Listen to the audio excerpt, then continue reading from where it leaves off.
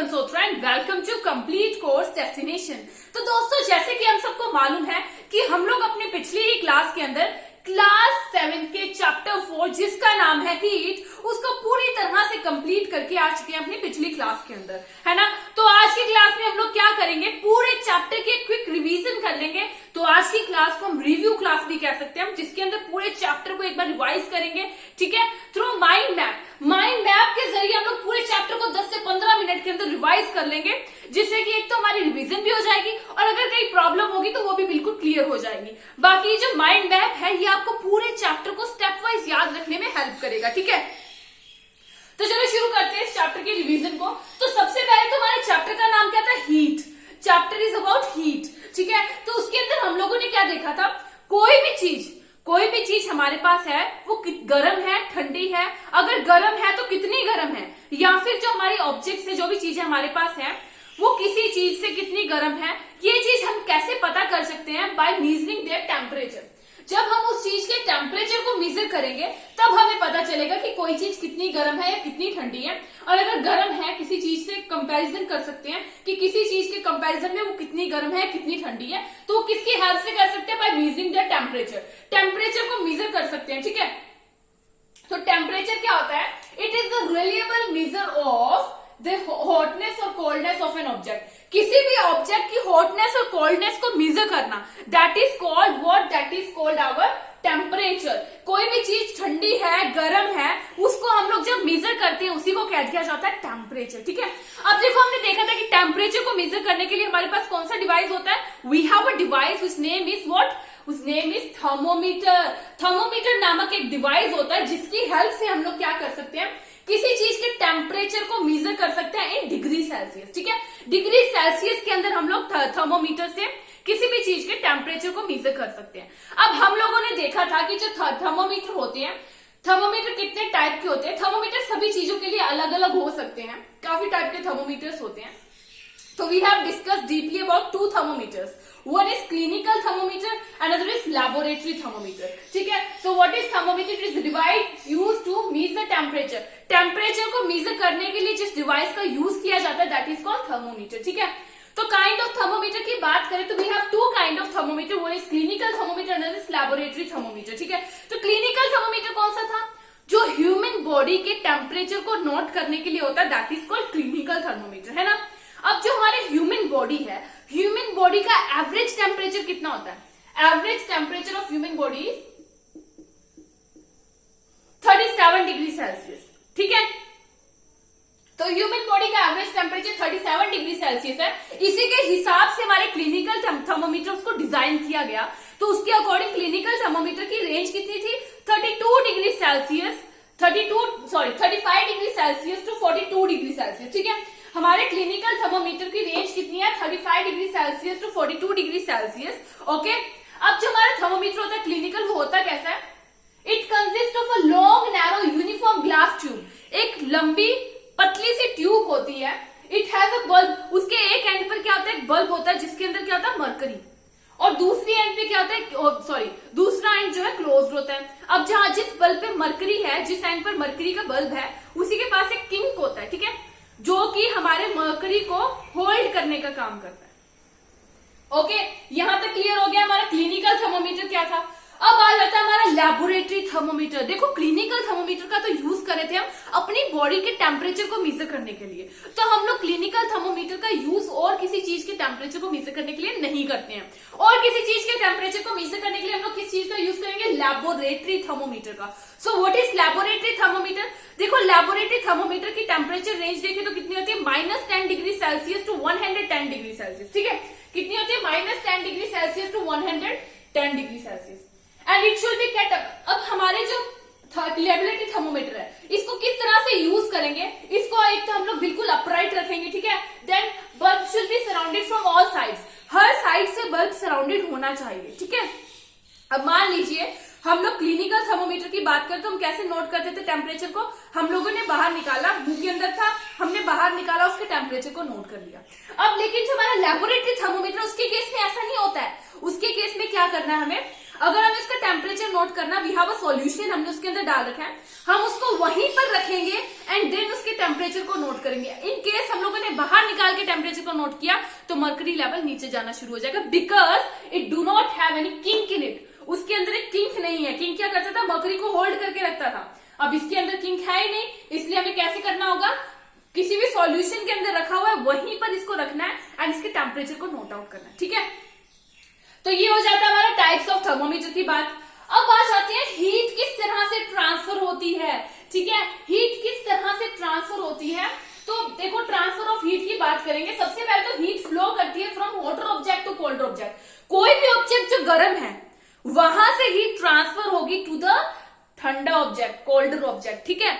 मान लीजिए हमारे पास एक कोई मेटल की चीज है, मेटल का एक स्केल है, हमने क्या किया, वो पूरे का टेम्परेचर नोट किया, पूरा ठंडा था, हमने उसे फ्लेम के पास ले गए।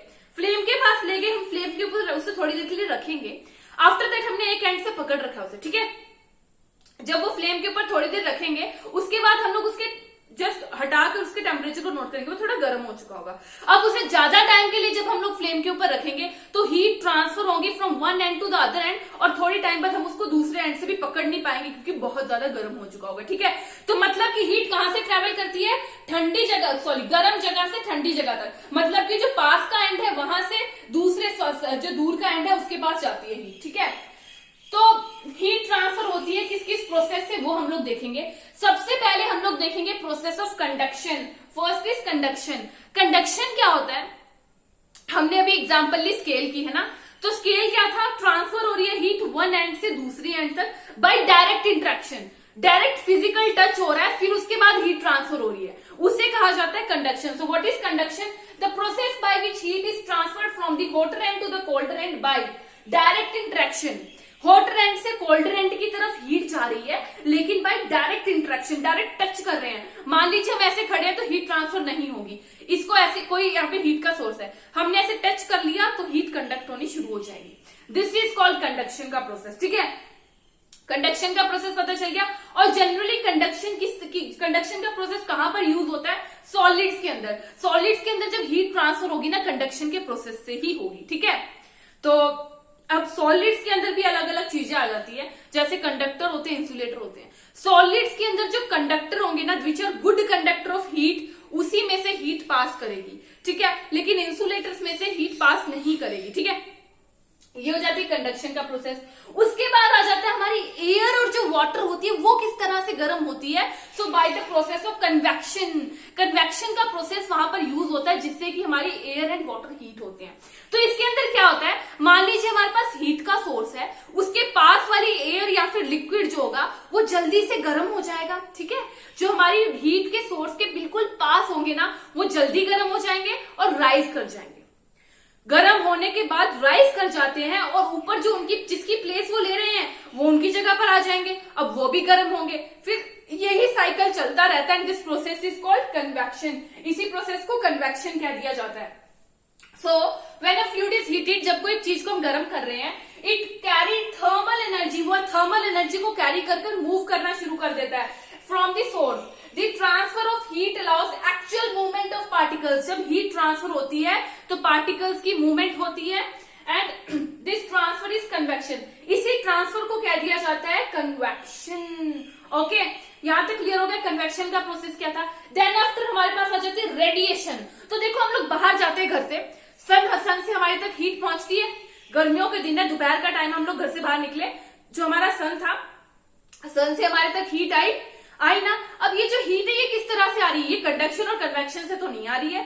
अब ये क्या होता है, वेव जो होती है हीट की, वो रेडिएशन के प्रोसेस से हमारे तक पहुंचती है, ठीक है।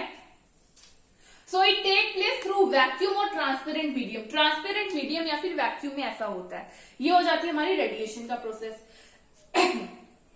उसके बाद देखो हम लोगों ने दो प्रोसेसेस और पढ़े थे, land breeze and sea breeze के बारे में हमने पढ़ा था। सो what is land breeze and sea breeze, हमने क्या देखा था, I didn't have mention here, मैंने यहां पर लिखा नहीं है इस चीज को, बट हम लोगों ने ये भी अपने चैप्टर के अंदर पढ़ा था about land breeze and sea breeze. तो देखो कोस्टल एरियाज होते हैं, वहां पर क्या होता है, समुद्र के किनारे होते हैं, है ना, वहां पर जो लोग होते हैं अलग से फिनोमिना को फेस करते हैं। अब जो सी के किनारे पर लैंड होती है वो क्या होती है, हमारी दिन का जब टाइम होगा, डे टाइम, तो वो लैंड जल्दी गर्म हो जाती है, ठीक है, एज कंपेरिजन टू सी। अब लैंड गर्म हो गई तो उसके ऊपर की एयर भी गर्म हो गई है। अब जब एयर गर्म हो जाएगी तो क्या करेगी, राइज करना शुरू कर देगी। एयर राइज करना शुरू कर देगी, उसकी स्पेस कौन कवर कर लेगा, सी के ऊपर की ठंडी हवा। सी के ऊपर की ठंडी हवा उसकी जगह पर आ जाएगी, ओके, उसको डिस्प्लेस करके, सॉरी, जब वो अपनी प्लेस छोड़कर चलेगी तो उसकी प्लेस को कवर करने के लिए वो ठंडी हवा आ गई। अब जो गर्म हवा ऊपर गई है वो अपना साइकिल कवर करने के लिए क्या करेगी, सी के ऊपर चली जाएगी। एंड यही प्रोसेस जो है पूरा कंटिन्यू होता रहेगा। और ऐसी एयर जो कि हमारी सी से लैंड तक आ रही है, that is called sea breeze. और इसी का जब उल्टा रिवर्सिबल प्रोसेस चलता है एट नाइट टाइम, रात के समय, तो उसे कह दिया जाता है लैंड ब्रीज। जब लैंड से सी तक एयर जाती है, that is called land breeze, ठीक है। तो ये हम लोगों ने इसके अंदर पढ़ा था ट्रांसफर ऑफ हीट के अंदर। उसके बाद हम लोग पढ़ते हैं type of clothes we wear in different seasons. Different seasons के अंदर हम लोग डिफरेंट टाइप के क्लोथ्स पहनते हैं। जैसे कि सर्दियों का सीजन है, हम लोग डार्क कलर के क्लोथ्स पहनेंगे। गर्मियों के सीजन में हम लाइट कलर के क्लोथ्स पहनते हैं। तो ऐसा क्यों होता है, देखो, गर्मियों के सीजन में हम लोग क्या पहनते हैं, लाइट कलर्ड क्लोथ्स। तो लाइट कलर्ड क्लोथ्स पहनते क्यों है, बिकॉज जो लाइट कलर के क्लोथ्स होते हैं वो हीट को क्या करते हैं, हीट को रिफ्लेक्ट कर देते हैं। हीट को रिफ्लेक्ट कर देंगे जिससे हमें कंफर्टेबल फील होगा गर्मियों में। वहीं अगर हम लोग सर्दियों की बात करें तो डार्क कलर क्लोथ्स क्या करेंगे, जो हीट है उसको एब्जॉर्ब कर लेते हैं और हमें अच्छा फील होगा सर्दियों के अंदर, ठीक है। और उसी के साथ साथ हम लोग सर्दियों के अंदर वुलन क्लॉथ्स क्यों पहनते हैं, तो भाई जो वुलन क्लॉथ्स होते हैं वो अच्छे जो है इंसुलेटर्स होते हैं, जिसकी वजह से वो हीट को बाहर नहीं जाने देते। हमारे अंदर जो है हीट जो हमारी बॉडी से आ रही है वो अंदर के अंदर रहेगी और हमें अच्छा फील होगा सर्दियों के मौसम में, ठीक है। तो यही पूरा था इस पूरे चैप्टर के अंदर, जो कि हम लोगों ने जल्दी से कंप्लीट कर लिया है। क्या क्या था, टेम्परेचर था, किससे मेजर करते हैं, टाइप्स ऑफ थर्मोमीटर थे, फिर उसके बाद हमारा हीट की ट्रांसफर थी, and types of cloth we wear in different season. यही पूरे टॉपिक्स थे हमारे पूरे चैप्टर के अंदर। तो पूरे चैप्टर को हम लोगों ने कंप्लीट कर लिया है इन आवर रिवीजन क्लास। बाकी अगली क्लास के अंदर हम लोग क्या करेंगे, एक अपने न्यू चैप्टर को डिस्कस करेंगे, क्लास 7 के चैप्टर 5 को डिस्कस करना शुरू करेंगे। बाकी आज की क्लास में इतना ही, हम लोग इतना ही डिस्कस करेंगे। आज की क्लास हम लोग यहीं पे खत्म करते हैं। Thank you friends.